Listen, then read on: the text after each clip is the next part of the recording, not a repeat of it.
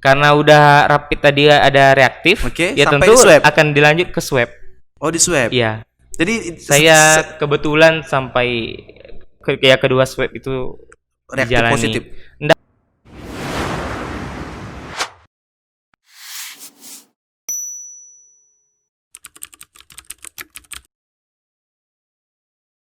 Assalamualaikum warahmatullahi wabarakatuh. Hai, bersama saya di sini. Welcome back to Podcast Corner. Ngobrol asing gak perlu panik. Well, bagi teman-teman yang baru bergabung, silakan tekan tombol subscribe, nyalakan lonceng notifikasi, like dan share jika menurut Anda ini bermanfaat. Tap your comment on the below if you have any question, suggest an idea. Selamat menonton, enjoy. Yap, teman-teman, sobat corner dimanapun berada, hari ini lagi-lagi kita kedatangan tamu yang luar biasa, ya ini Bang Firdaus. Halo Bang. Halo, assalamualaikum. Waalaikumsalam. Apa kabar Bang? Alhamdulillah sehat. Alhamdulillah. Iya. For your information guys, bahwa ini adalah teman kita dari tetangga kita, ya ini Kabupaten Kepulauan Meranti. Ya, beliau ini banyak berkiprah di dunia pernasyitan ya Bang ya. Iya. Dunia pernasyitan. Nah, Iya. nanti kita akan banyak ngobrol dengan beliau. Dan ada satu lagi kisah yang kita bisa angkat dari beliau. Dan inilah kenapa kenapa kami mau mengangkat kisah beliau dan ngobrol asik bareng beliau. Oke, Bang Firdaus, gimana nih Bang? Sekarang kesibukannya apa? Ya, kesibukan sekarang ya masih bekerja ya. Oke. Ya, di salah satu kantor Basnas Oke. Kepulauan Meranti, dan juga sekarang juga masih belajar sebagai mahasiswa di Pasca Sarjana Hukum Universitas Riau. Jadi sekarang menetap di mana nih Bang? Menetap di Selat Panjang juga. Lagi ada apa? Momen apa nih bisa datang ke sini, dan memang beruntung nih teman-teman kru Podcast Corner Iya. bisa bertemu dengan Abang. Ya, kebetulan ya, karena udah memang salah satu agenda rutinitas tahunan. Oke. Itu pulang ke Bengkalis, kampung orang tua, ya tepatnya di Kuala Alam. Ya, jadi udah memang agenda tiap tahun memang biasanya pulang kampung ya, tapi karena ya namanya kita tidak bisa menduga ya, salah satunya ini dengan adanya musibah Covid ini, tentunya Lebaran kemarin kami tidak bisa pulang kampung. Oke. Karena akses laut dari Selat Panjang ke Bengkalis maupun Dumai tentunya udah dibatasi ya. Oke. Jadi akhirnya kemarin kami mencoba melalui jalan darat gitu. Oke. Ya. Oke guys, itu tadi apa namanya? Sedikit preface beliau gitu. Jadi Bang sekarang selain di Basnas, sekarang kesibukan apa lagi nih? Tentunya nasyid. Nasyid. Nah, nasyid Kemudian, ini cerita sedikit dong. Nasyid ini gimana nih? Iya. Jalan ceritanya bagaimana? Ya, jalan mengapa memilih dan aktif di nasyid tentunya Iya. ya. Ya. Maaf Bang, bentar. Memang hari gini nasyid itu kan bagi anak muda ya, terutama anak muda milenial hari ini mungkin sudah mulai asing dengan nasyid. Ya, dulu mungkin kalau zaman kita tahun 90-an itu ya, orang masih sering dengarkan nasyid gitu. Nah, apakah hari ini masih relevan Bang orang ngomong nasyid gitu? Atau kenapa Abang memilih nasyid sebagai apa ya? Bagian dari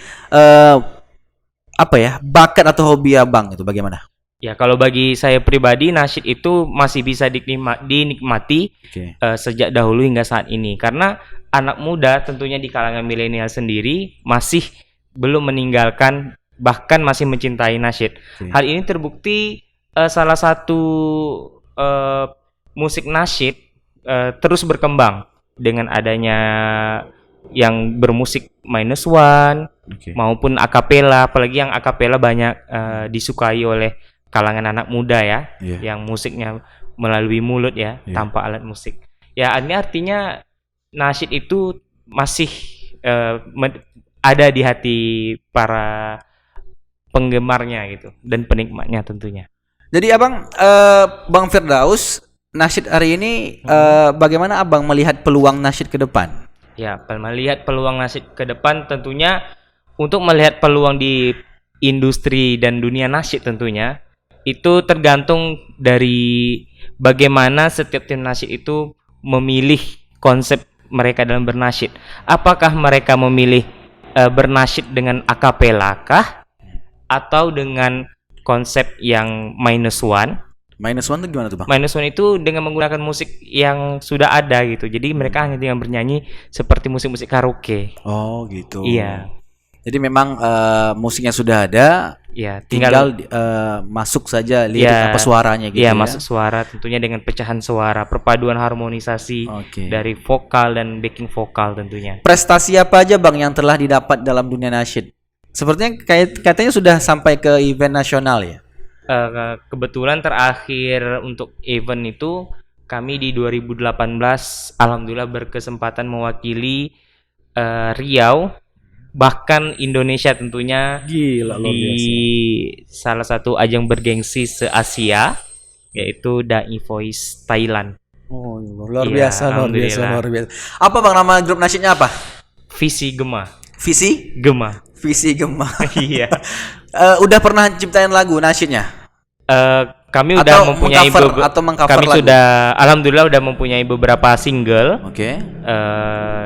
yang telah kami aktif membuat sebuah single itu sejak tahun 2012 dan hingga saat ini ya alhamdulillah di usia insya Allah di bulan ini kami udah memasuki usia 12 tahun ya sejak 2008 waktu masih kelas 10 SMA MAN tentunya sekolah kami ya saat ini kami masih terus berkarya dengan menghadirkan single untuk para penikmat nasyid itu sendiri.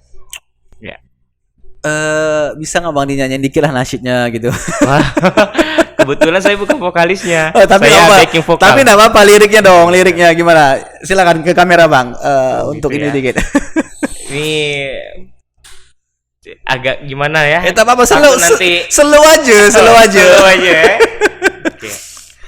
Mungkin Dikit aja. sedikit lirik salah satu single kami yang berjudul Hidayahmu.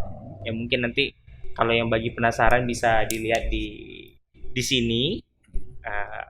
Ada linknya ya.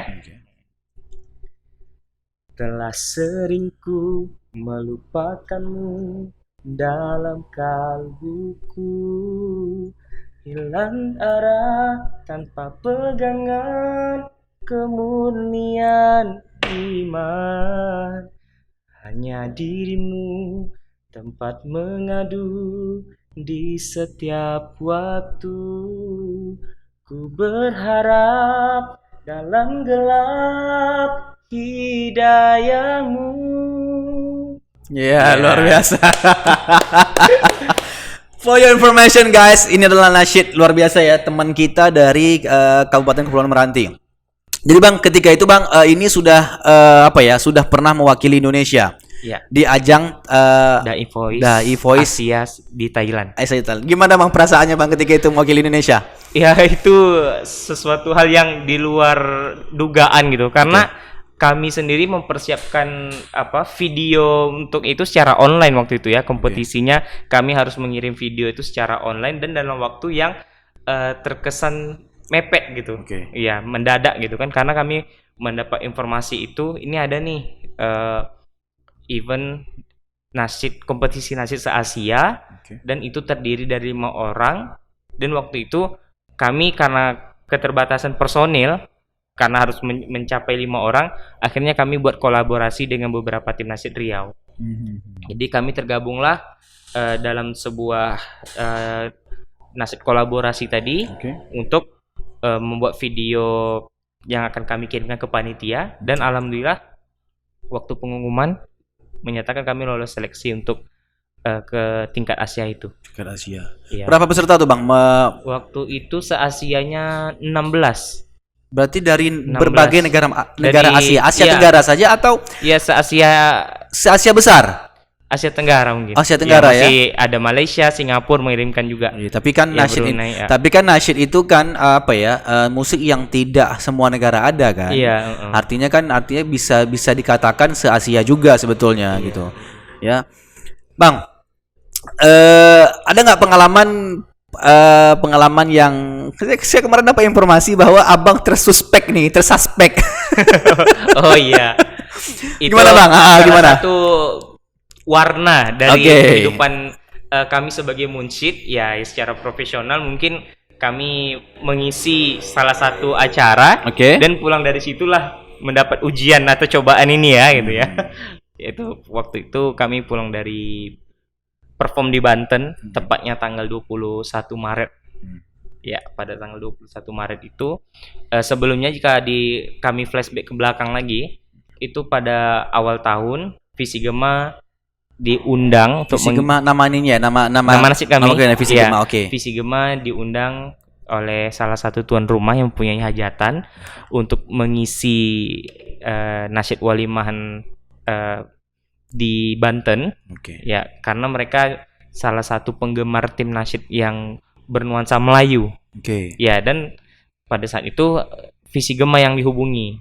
Ya, dan waktu itu udah proses deal dan kami tidak sedikit pun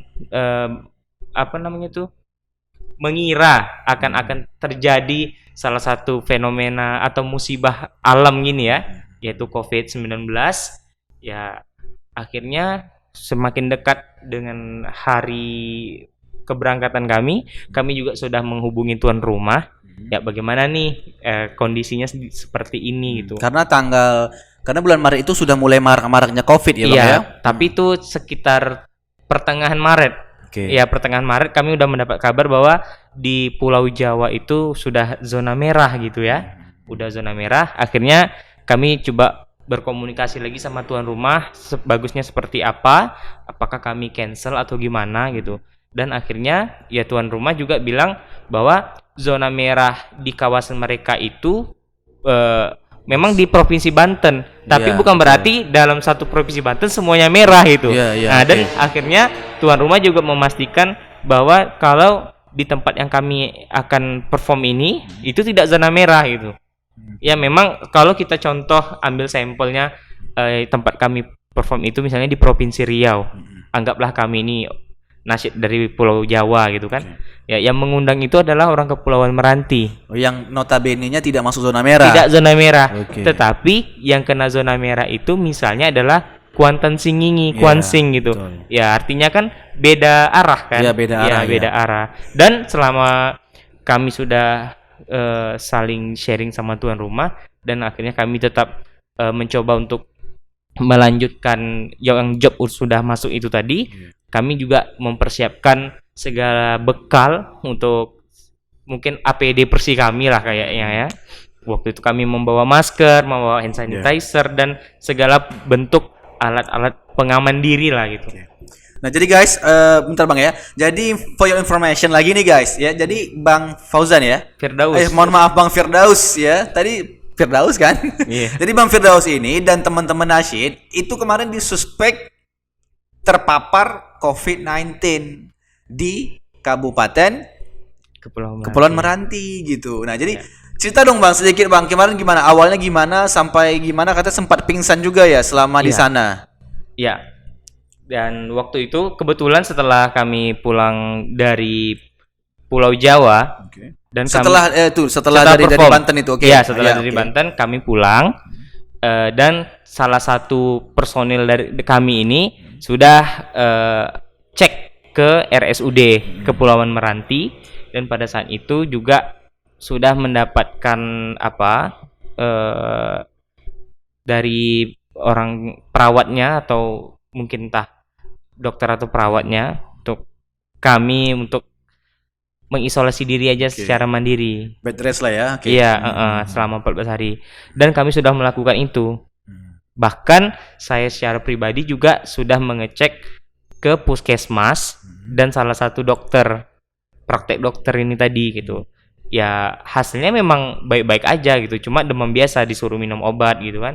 Nah, dan yang saya tidak di luar dugaan juga ya, mungkin lagi kondisi kurang fit atau gimana.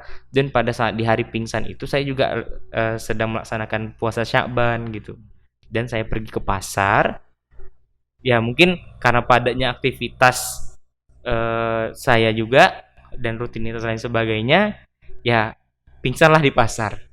Ya kebetulan mungkin kurang beruntung ya saat itu. Jadi karena tentunya di ruang publik banyak orang yang bisa melihat di pasar, apalagi dengan isu-isu COVID-19, ya akhirnya ketika saya pingsan heboh lah gitu, membuat heboh Semeranti waktu itu. Ya akhirnya berdasarkan cek dari pihak tim COVID juga, berdasarkan rapid testnya juga dinyatakan reaktif waktu itu. Gila, reaktif. Iya, reaktif. Gimana Bang perasaan Bang ketika reaktif itu? Waktu itu ya pertamanya tidak mengetahui bahwa Teman-teman semuanya apa namanya? Nama grup Bang? Visigema. Itu Visigema semuanya reaktif. Iya, enggak, mereka negatif semua. Cuma Bang Firdaus saja. Iya. Oke, jadi Bang selanjutnya? Iya. Pertama itu ya ketika saya dirawat ya karena dalam keadaan kondisi yang belum fit dan memang tidak mengetahui keadaan di luar, ya waktu dirawat pertama kali ya pertama biasa aja, mungkin karena pingsan sakit ya udah gitu kan. Tapi dibahasakan dari pihak keluarga harus dirawat dulu, nginap di sini agak sekitar 1-2 hari gitu. Dan saya tidak mengira bahwa saya itu akan masuk ke ruang isolasi gitu. Karena memang full istirahat aja karena kondisi badan yang belum fit itu tadi, lemah kan. Ya udah istirahat aja gitu kan. Selama 21 hari. Cuma di 3 hari awal itu memang lebih banyak istirahat, dan ketika sudah memegang handphone, udah masuk ke ruangan handphone dan buka internet, aktif. Inilah media sosial lah ya. ya. Iya, media sosial. Akhirnya lihatlah di situ, buka WA itu. Atas nama chatnya itu tuk. Memang udah masuknya tuh luar biasa. Kemudian banyak yang menandai, banyak yang mengucapkan semangat, ini kasih support lah kan. Dan banyak yang mendoakan. Jadi pas waktu itu ya, wah viral nih gitu kan. Wah viral gitu kan. Ya mau diapakan lagi gitu, ya mau tak mau harus menerima dan fokus saat itu ya udah sembuh gitu. Bukan berarti harus mendengarkan nada-nada miring atau mungkin alhamdulillah masih banyak yang mendoakan gitu kan. Jadi itu mohon maaf Bang, saya potong dulu. Berarti itu sampai di tahapan swab enggak? Ya, sampai ke swab. Sampai swab? Ya. Berarti bukan rapid test lagi? Karena udah rapid tadi ada reaktif, ya tentu akan dilanjut ke swab. Oh, di swab? Iya. Jadi saya kebetulan sampai kedua swab itu reaktif dijalani. Positif? Enggak, dua-duanya negatif alhamdulillah. Alhamdulillah. Ya cuma karena waktu itu menunggu hasil swabnya itu yang dari Jakarta, waktu itu yang di Provinsi Riau kan masih belum ada. Betul ya. Nah, jadi akhirnya nunggu antrian yang di Jakarta itu lama, ya akhirnya harus sabar menunggu gitu. Hasil swab itu? Ya. Hasil swab. Tapi kan Bang, selama Abang melakukan apa ya, selama masa isolasi kan tentu ada mungkin perkataan miring orang, mungkin dengan diri Abang itu kan, atau juga mungkin dengan keluarga, ada nggak ya apa ya hal-hal negatif atau hal-hal yang tidak mengenakan diterima oleh diri maupun keluarga? Ya, yang namanya zaman COVID ini, apapun respon orang, kalau pendapat saya pribadi ya lebih fokus pada kesehatan dan kesembuhan gitu. Ya, nada miring itu ya namanya dalam hidup biasalah, itu bagian dari warna kehidupan kan gitu. Tapi sempat viral ya di mana-mana Bang ya? Semeranti. Ya, katanya gitu. Oh gitu. Iya. Kalau untuk Meranti sendiri ini apa namanya, banyak ini ya untuk terpapar COVID. Terpapar COVID yang setelah saya itu kemarin, kalau tidak salah sekitar 14 orang. 12 ke 14 orang lah positif. Abang masuk yang ke? Saya itu bukan yang positifnya tapi tapi PDP. Oh, PDP yang ketiga. Yang masih bawal yang ketiga. Jadi tetangga-tetangga gimana reaksi tetangga-tetangga sebelah? Ya, alhamdulillah mayoritas masih ada yang simpati. Masih saya kasih semangat, saya kasih dukungan doa gitu kan. Ya karena kalau menurut saya yang terpenting bagi mereka yang menjalani proses isolasi ini, yang paling mereka perlukan adalah dukungan, semangat, doa juga ya, gitu. Supaya imun tetap bagus tentunya. Ya, kadang kan kalau ya saya bukan orang kesehatan, tapi ketika kita alam bawah sadar ngomong kita itu nggak baik-baik, maka itu akan terjadi dengan kita gitu. Iya, betul. Nah, dan itu memang Abang rasakan ya, ini ya dari PDP yang sampai kini ya. Sampai sembuh ya. Selama 21 hari. 21 hari. Dan sembuh total alhamdulillah. Ya, alhamdulillah. Dan hasilnya memang negatif. negatif ya. Ya mudah-mudahan nggak ada bayi kan. Enggak ada lagi. Oke, sekarang masih jadi setelah itu masih ini ya, masih kawan-kawan masih aktif di ini ya, aktif di Masih. di nasyid ya. Ya, nasyid. Cuma untuk saat ini kami lebih memilih untuk mengikuti protokol kesehatan, ya tidak menerima job dahulu, ya belum beraktivitas manggung dan sebagainya. Ya udah sampai keadaan normal dulu gitu. Oh gitu. Ya. Bakal ke depan gimana nih teman-teman nasyid nih, ada project nggak ke depan yang mau digarap atau Ya. ada event-event besar atau event-event nasional? Ya, kalau untuk saat ini kami lagi sibuk mengcover lagu dan juga lagi mempersiapkan single, insya Allah kalau memang ada rezeki, doakan aja. Oke, jadi abang ini memang berkarir fokus di nasyid lah ya. Kalau fokus sekali itu enggak juga. Enggak. Jadi ibaratnya itu hobi juga lah. Hobi. Ya namanya hobi itu kan kita memang sambilan kan. Yeah. Ya kecuali itu memang aktivitas pokok. Bang, mohon maaf nih Bang, untuk Riau sendiri Bang, nasyid itu gimana Bang? Atau memang dari Meranti saja yang punya talenta nasyid, atau di daerah lain bagaimana? Kalau saya lihat sejauh ini, itu penggemar nasyid di Riau alhamdulillah banyak sekali ya.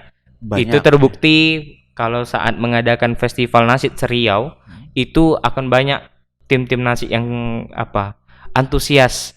Bahkan walaupun tidak dalam momen festival, mereka juga selalu giat untuk latihan. Nasyid. Iya.